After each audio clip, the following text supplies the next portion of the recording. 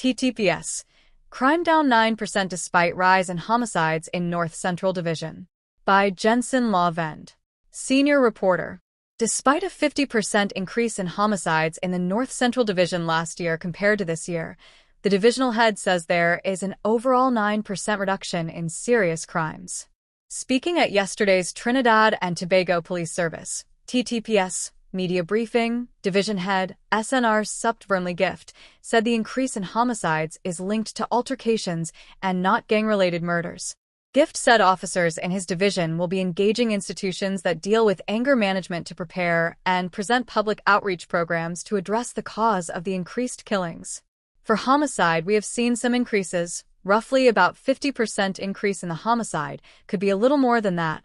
With regards to the wounding and shooting, we have seen about 1% or 2% increase in that. The breaking offenses, based on the statistical data provided by CAPA, we have seen a slight increase. And larceny of motor vehicles, we have seen about a 5% increase.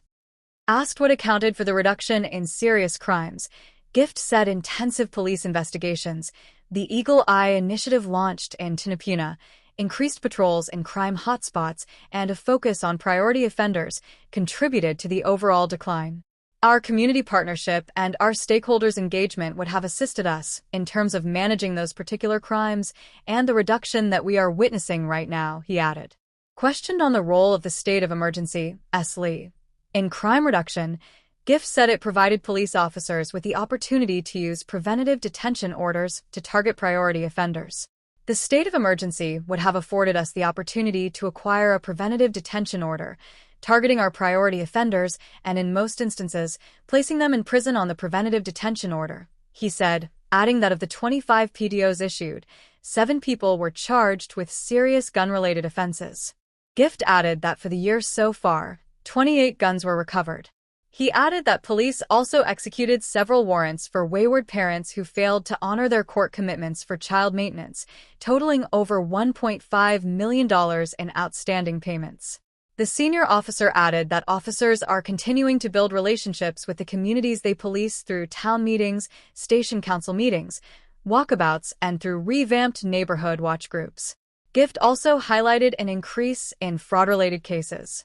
We have noticed in the North Central Division an increase in fraud perpetrated on persons purchasing items on Facebook Marketplace, on TikTok Business Place, he said, warning that people transferring money in advance to make purchases for items such as gold from people unknown to them. He added that the use of counterfeit U.S. currency is also a problem in his division and advised residents to purchase from legitimate and recognized businesses. Last week, head of the Northeastern Division SNR Supt Claire Guyaline also reported a 38% reduction in crime despite an increase in murders in the division. She said there was a 54% reduction in woundings and shootings, 12 kidnappings last year, and 3 this year.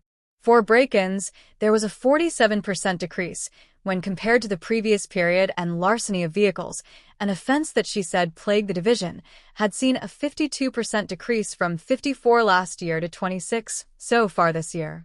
Asked if these achievements were made thanks to SOE, Guyaline said no. She said there was a strategic and operational plan implemented by the division. While the SOE assisted the police, she said the rolling out of those plans accounts for the reduction. On June 10th, Western Division Head, Senior Supt Sylvester Williams said there was a 16% reduction in crimes in his division, although kidnappings, break-ins, and fraud had increased.